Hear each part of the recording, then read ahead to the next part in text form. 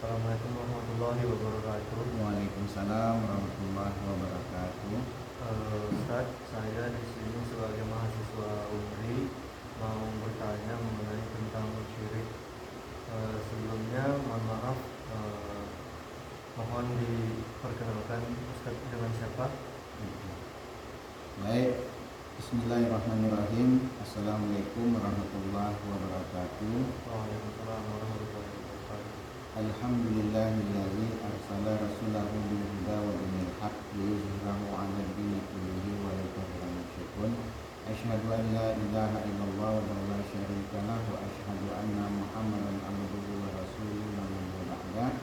Wa qala ta'ala fil Qur'anil Karim, a'udzu billahi minasyaitonir rajim. Bismillahirrahmanirrahim.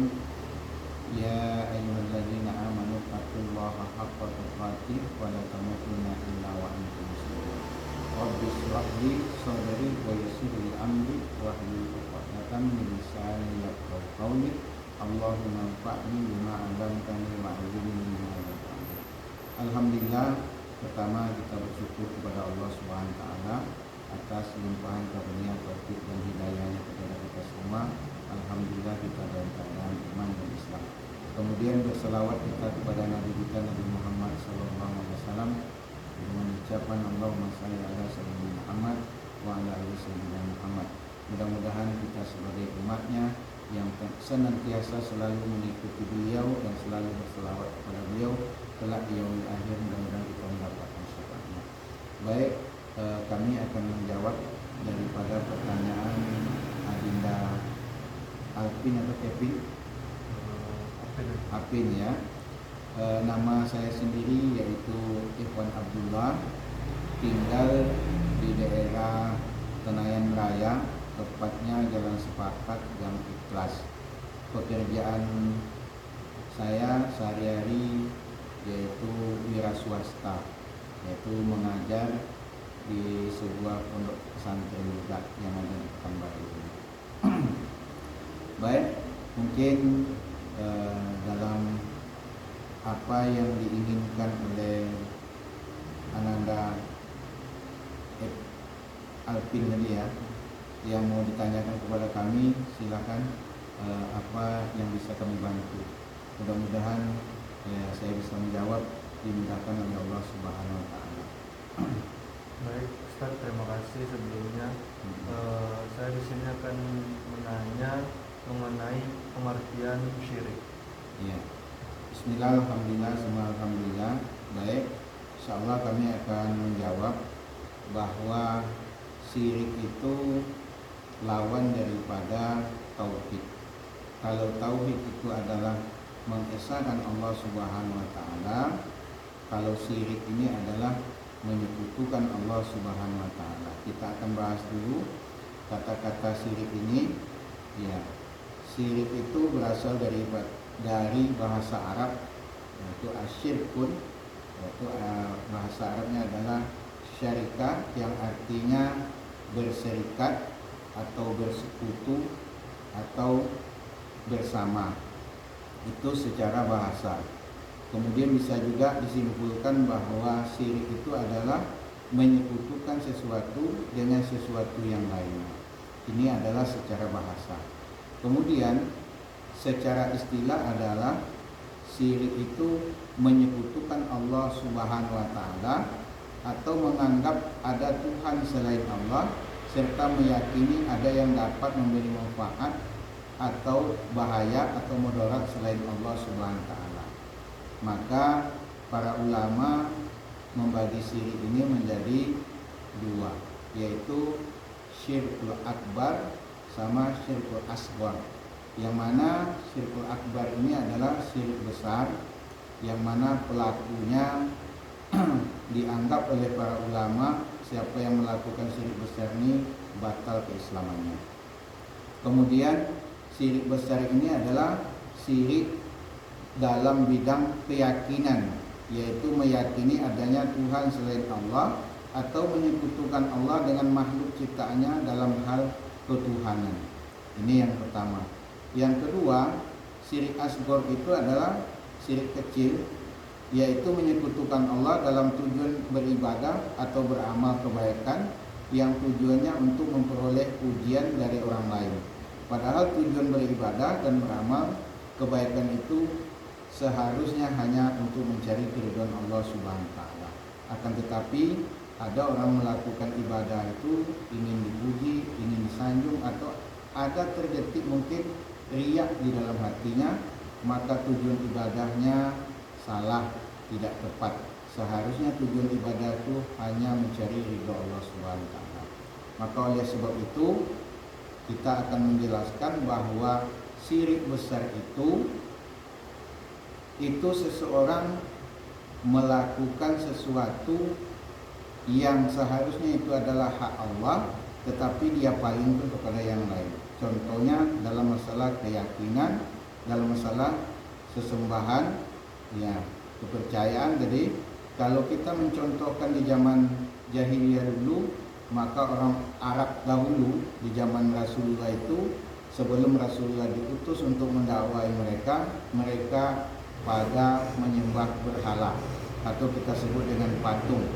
Patung-patung yang mereka sembah atau berhala yang mereka sembah, di antaranya mereka kasih nama Lata, Uzza, dan Mana. Ada juga Hubal dan yang lain-lain. Nah, kalau kita bawa ke kehidupan kita hari ini, orang yang berkeyakinan menyembah berhala, menyembah matahari, menyembah api, menyembah pohon-pohon keramat, menyembah kuburan, nah, ini adalah salah satu bentuk kesyirikan yang besar. Nah, inilah yang dilarang oleh Allah Subhanahu wa taala, sebagaimana Allah Subhanahu wa taala berfirman dalam surat An-Nisa ayat 48 dan ayat 116 yang bunyinya, A'udzubillahi minasyaitonirrajim. Bismillahirrahmanirrahim. Innallaha la yaghfiru ay yushraka bihi wa yaghfiru ma duna dzalika liman yasha wa may yusyrik billahi faqad iftara itsman 'azima. Sesungguhnya Allah tidak akan mengampuni dosa karena mempersekutukannya, yaitu syirik, dan Dia mengampuni apa dosa yang selain syirik itu bagi siapa yang dikehendaki oleh Allah Subhanahu wa taala. Barang siapa yang mempersekutukan Allah, maka sungguh dia telah berbuat dosa yang besar. Ini yang pertama. Yang kedua, Allah Subhanahu wa taala berfirman dalam surah An-Nisa ayat 116, A'udzubillahi minasyaitonirrajim. Innallaha la yaghfiru ay yushraka bihi wa yaghfiru ma duna dzalika liman yasha wa may yusyrik billahi faqad dhalla dhalalan ba'ida. Allah tidak akan mengampuni dosa syirik, mempersekutukan Allah dengan sesuatu, dan Dia mengampuni dosa selain itu bagi siapa yang dikehendaki. Dan barang siapa yang mempersekutukan sesuatu dengan Allah, maka sungguh dia telah tersesat jauh sekali. Kemudian juga kita mendapati kisah Luqman Al-Hakim di dalam surat Luqman, surat yang ke-31 ayat yang ke-13, sebagaimana Luqman menasihati anaknya juga tentang syirik ini, yaitu ya bunayya la tusyrik billah inna syirka la zulmun azim. Wahai anakku, janganlah engkau mempersekutukan Allah, sesungguhnya mempersekutukan Allah adalah benar-benar kezaliman yang amat besar. Ini di antara dalil-dalil firman Allah Subhanahu wa taala yang menjelaskan tentang amalan syirik. Jadi barang siapa yang melakukan kesyirikan ini, maka Allah Subhanahu wa taala tidak akan mengampuninya. Kemudian ya, para ulama menjelaskan kalau dia tidak bertobat sebelum dia meninggal, maka orang tersebut kekal tempatnya selama-lamanya di dalam neraka. Nah, inilah penjelasan Allah tentang orang yang melakukan kesyirikan atau menyekutukan Allah dalam hak Allah yang khusus dalam masalah keyakinan dan peribadahan yang seharusnya hanya untuk Allah, tapi dipalingkan untuk yang lainnya. Maka Allah menghukumi orang-orang yang melakukan kesyirikan ini tidak diampuni oleh Allah Subhanahu wa taala, dan dia kelak kalau meninggal dunia ya akan ditempatkan di dalam neraka selama-lamanya. Nah, mungkin itu yang bisa kami jawab untuk pertanyaan awal. Ya, mudah-mudahan apa yang kami jawab ini kalau benar datangnya dari Allah Subhanahu wa taala, kalau kurang hilaf dari hamba Allah yang dalam ini. Wallahu a'lam bishawab. Baik, terima kasih Ustaz. Selanjutnya, apakah di masyarakat sekitar lingkungan kita ini terdapat orang-orang yang melakukan syirik tersebut, Ustaz? Ya. Bagaimana? Bismillah, alhamdulillah, sampai saat ini secara global dulu untuk di Indonesia itu masih banyak orang yang meyakini mengamalkan pekerjaan syirik. Ya. Terutama kita tahu pada hari ini banyaknya para dukun, paranormal, para tukang sihir. Nah, ini adalah salah satu tanda pekerjaan yang dilakukan oleh seseorang di bidang kesyirikan. Maka kalau ini terjadi di zamannya Umar bin Khattab, maka Khalifah Umar bin Khattab langsung akan memenggal leher orang-orang yang melakukan perbuatan syirik tersebut. Ya. Kalau kita di Indonesia hari ini itu masih banyak ya pekerjaan-pekerjaan yang dilakukan, yang mana pekerjaan itu adalah mengandung kesyirikan. Orang yang mengerjakan ya kesyirikan itu disebut dengan musyrik. Nah, pekerjaannya itu syirik, orangnya disebut dengan musyrik.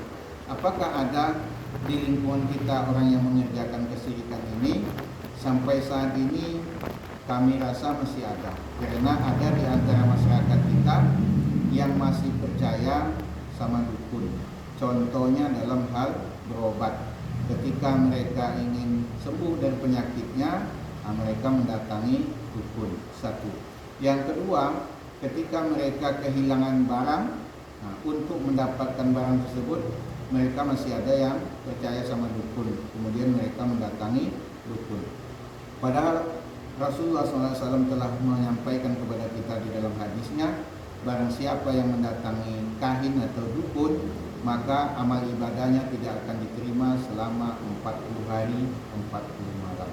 Oleh sebab itu marilah kita hindari daripada amalan syirik ini.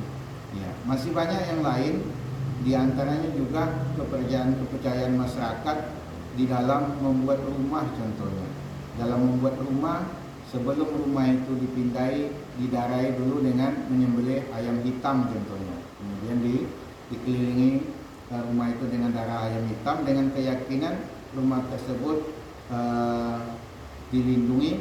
Nah, maksudnya itu tidak diganggu oleh makhluk yang lain. Padahal ya contoh itu tidak ada dicontohkan oleh Rasulullah ketika mindah rumah ya disembelihkan ayam atau yang lainnya. Ya, itu adalah salah satu bentuk kurban penyembelihan yang bukan untuk Allah Subhanahu wa taala. Ini juga bentuk kesyirikan. Atau juga mungkin di rumah-rumah punya azimat, punya penangkal dari hal-hal yang tidak diinginkan. Ini adalah juga salah satu bentuk syirik. Dalam berdagang mungkin juga punya pegangan azimat untuk pelaris dan lain-lain, itu juga adalah salah satu bentuk contoh kesyirikan yang masih ada di tengah-tengah masyarakat kita. Mungkin itu di antaranya contoh syirik yang ada di masyarakat kita yang hari ini yang bisa kami kemukakan, tapi masih banyak lagi hal-hal yang lain ya mungkin tidak kita jawab semua, tapi itulah intinya daripada perbuatan syirik itu. Jadi masih ada masyarakat kita yang meyakini hal-hal yang mana tidak ada ajarannya daripada ajaran Islam yang diajarkan oleh Rasulullah SAW dalam hal keyakinan dan dalam hal peribadahan. Wallahu a'lam bishawab. Baik, terima kasih Ustaz. Kemudian selanjutnya, apakah dampak bagi seseorang yang melakukan syirik itu terhadap dirinya sendiri, Ustaz? Ya. Bismillah, alhamdulillah. Kalau dampak bagi seseorang yang melakukan perbuatan syirik, satu, yang pertama, kalau syirik itu adalah syirik besar, maka syirik besar ini akan bisa menghapuskan daripada seluruh amalnya. Ketika dia mulai dari balik sampai saat ini dia melakukan amal ibadah itu kepada Allah Subhanahu wa taala, Kemudian dengan satu kali saja dia melakukan kesyirikan kepada Allah Subhanahu wa taala, maka semua amalan tersebut dihapus oleh Allah Subhanahu wa taala. Ini dampak yang pertama. Tetapi kalau yang kedua, yaitu syirik kecil, kalau dia melakukan sebuah kesyirikan karena riak atau ingin dipuji oleh seseorang, itu hanya yang dihapus amalan yang bersangkutan. Contoh, dia sholat mungkin karena ingin dipuji orang, puasa ingin dipuji orang, bersedekah ingin dipuji orang, lalu niatnya tidak lurus, niatnya bukan karena Allah, maka yang dihapus itu amalan yang bersangkutan, amalan yang lainnya tidak dihapuskan.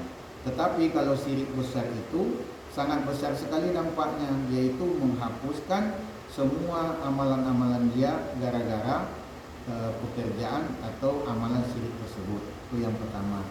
Yang kedua, ya, Allah Subhanahu wa taala tidak akan mengampuni orang yang melakukan perbuatan syirik.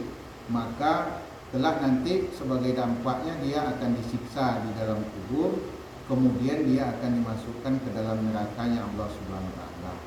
Yang lain juga disampaikan oleh Rasulullah, dampaknya apabila di suatu negeri itu merajalelanya kesyirikan, pembunuhan, persinahan dan yang lain-lain, maka Allah Subhanahu wa taala tidak segan-segan akan menimpakan bencana ke sebuah daerah tersebut. Di antaranya adalah kalau merajalela di daerah tersebut adalah pelaku syirik, maka Allah akan menimpakan bala bencana, mungkin gempa bumi, banjir, tsunami dan yang lain-lain. Ini adalah salah satu dampak daripada perbuatan syirik tersebut.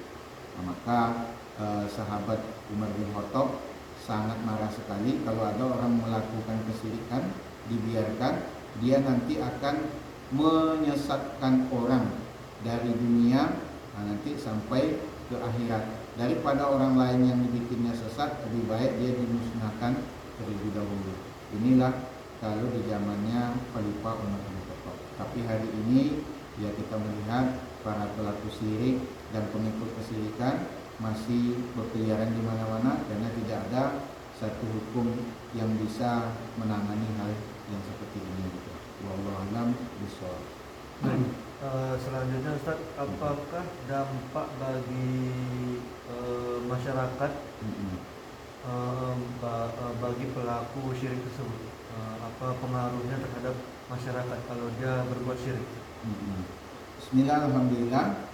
Salah satu pengaruhnya tadi itu, apabila dia melakukan perbuatan syirik, maka akan berdampak satu, negeri tersebut ya akan didatangkan bencana oleh Allah Subhanahu wa taala, salah satunya.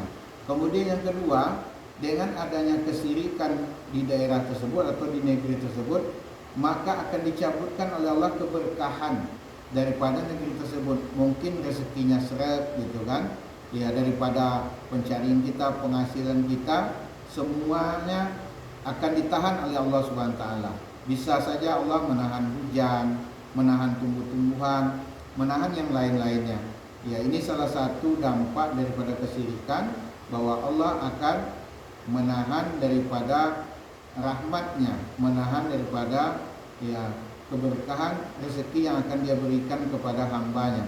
Tapi gara-gara pelaku syirik tadi, maka Allah akan tahan itu. Ini salah satu bentuk juga daripada akibat perbuatan syirik tersebut. Jadi negeri itu akan menjadi negeri yang tidak aman, negeri yang suram gitu kan, tidak berkah, tidak damai. Padahal kalau kita melakukan ketaatan, walau anna ahlul qura amanu wattaqau, seandainya penduduk bumi itu, kata Allah Subhanahu wa taala, beriman dan bertakwa kepada Allah, tidak melakukan kesyirikan, maka Allah akan turunkan keberkahan di negeri tersebut, baik dari langit maupun dari bumi. Ini adalah salah satu bentuk daripada ketaatan. Tapi kalau kita melakukan kemaksiatan seperti kesyirikan, Allah akan angkat keberkahan tersebut. Ini salah satu bukti daripada dampak amalan atau pekerjaan syirik di tengah-tengah masyarakat. Wallahu a'lam bishawab. Baik, selanjutnya Ustaz, apa dampak bagi keluarga bagi pelaku syirik tersebut?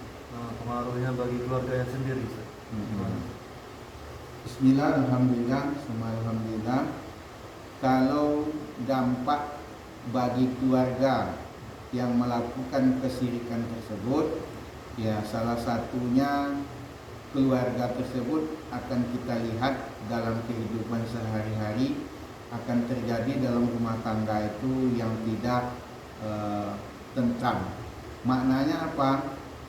Dalam sebuah keluarga itu yang kita inginkan adalah keluarga sakinah, mawaddah, warahmah. Tapi kalau ada di antara keluarga itu yang melakukan kesyirikan, maka keluarga tersebut akan terjadi ketidaktenangan, gitu. Akan berantakan antara orang tua dengan anak, suami dengan istri, gitu, dan yang lain-lainnya. Maka ya tidak akan terjadi kedamaian di rumah tersebut. Sebab syirik ini berpengaruh sekali bagi keluarga. Ya kalau dikaji secara ininya nanti syirik itu bisa mempengaruhi akal, gitu kan? Bisa mempengaruhi daripada hati. Ya kalau akal tadi maksudnya pikiran kita, kemudian hati kita. Kenapa? Karena hati itu nggak tenang dibuatnya. Nah, itulah salah satu pengaruh bagi keluarga. Orang yang melakukan kesyirikan pasti hidupnya tidak tenang. Nah, rumah tangganya berantakan, rumah tangganya tidak tentram. Nah, kalau dia menghindari kesyirikan, maka akan terjadilah rumah tangga yang sakinah, mawaddah, warahmah. Nah, inilah salah satu bentuk pengaruh dalam keluarganya akibat daripada perbuatan syirik tersebut. Wallahu a'lam bishawab. Baik, Ustaz, pertanyaan yang terakhir.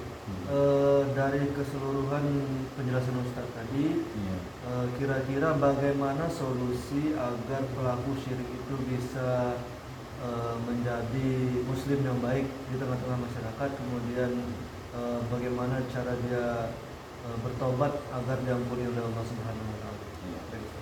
Bismillah, alhamdulillah, alhamdulillah. Langkah-langkah yang harus dilakukan oleh seseorang ataupun masyarakat kita yang mungkin sudah terlanjur atau sudah melakukan daripada perbuatan syirik, tidak lain tidak bukan kalau kita melihat daripada sejarah ya yang dilakukan oleh baginda Rasulullah SAW, oleh Nabi Muhammad SAW, adalah dengan cara yang pertama ini memang harus ada keinginan seseorang itu untuk mau belajar. Ketika dia mau belajar, maknanya apa? Ya, adanya juga upaya solusinya mengirim dai-dai, para ustadz ke masjid-masjid atau musola atau ke masyarakat untuk menjelaskan tentang apa itu syirik dan apa itu bahayanya daripada perbuatan syirik tersebut. Jadi adanya penyuluhan-penyuluhan, harapan kita adalah dari tokoh-tokoh agama, ya para ustadz, para kiai dan ulama-ulama yang lain. Ini solusinya adalah yang pertama didakwahi mereka. Kemudian yang kedua, adanya upaya juga ya di sekolah-sekolah, harapan kita untuk juga mengajarkan, menyampaikan tentang bahayanya syirik ini, supaya mereka, masyarakat tahu, anak-anak tahu bahwa syirik itu adalah tidak baik bagi kehidupan mereka. Jadi solusi-solusi itu, langkah-langkah yang perlu kita ambil adalah mulai dari lingkungan. Ya, dari lingkungan itu ya dari musola, dari masjid, adanya penyuluhan-penyuluhan tentang kesyirikan ini. Kemudian dari pendidikan, dari sekolah, mulai dari TK, SD, SMP, SMA sampai kuliah, gitu kan. Nah, itu juga dibahas tentang bahayanya syirik ini. Kemudian dengan juga menyebarkan buku-buku tentang bahayanya syirik. Jadi kita bisa melalui penyuluhan masyarakat, melalui pendidikan, melalui buku-buku yang kita salurkan ke masyarakat tentang penyuluhan masalah syirik. Kemudian di media sosial juga perlunya ada yang berperan untuk membenahi, menyampaikan tentang bahayanya syirik ini. Jadi itulah salah satu yang bisa kita lakukan, solusi daripada untuk mengatasi kesyirikan. Ya, melalui media dakwah, melalui buku, melalui pendidikan, melalui penyuluhan. Kemudian yang paling teramat penting itu sebetulnya adalah ya itu dari peran daripada pemerintah itu sendiri. Kalau pemerintah sudah berperan ya di bidang ini, ya terutama adalah di bidang pendidikan agama, ya mengajarkan tentang rukun Islam, kemudian rukun iman, kemudian masalah tauhid, masalah syirik, insya Allah akan lebih mudah diterima oleh masyarakat gitu. Jadi utamanya harapan kita adalah penyuluhan pendidikan seperti ini, tekanannya itu adalah dari pemerintah dulu. Nanti barulah dari ya tokoh-tokoh masyarakat, kiai, ulama, ustadz gitu kan, habaib dan yang lain-lain. Kemudian didukung juga oleh pemangku-pemangku masyarakat, RT, RW, kemudian didukung juga nanti upaya ini oleh para orang tua. Nah, itu harapannya. Jadi ada himbauan, kemudian ada juga nanti dari himbauan tersebut penerimaan daripada himbauan tersebut. Jadi itulah solusinya yang bisa kita lakukan ya untuk menghindari daripada kesyirikan ini yang mana pada hari ini sangat mengerikan sekali, terutama kalau kita melihat adalah di media televisi, media sosial gitu kan, ya yang sangat banyak menebarkan tentang ya pelaku-pelaku syirik. Nah, itulah yang perlu nampaknya diberantas supaya masyarakat kita tidak terkena oleh penyakit syirik tersebut. Nah, mungkin itu yang bisa kami sampaikan pada kesempatan kali ini. Lebih dan kurangnya kami mohon maaf. Wallahu a'lam bishawab. Alhamdulillahirabbil alamin. Subhanaka Allahumma wa bihamdika asyhadu an la ilaha illa anta astaghfiruka wa atubu ilaik. Wabillahi taufiq wal hidayah. Assalamualaikum warahmatullahi wabarakatuh.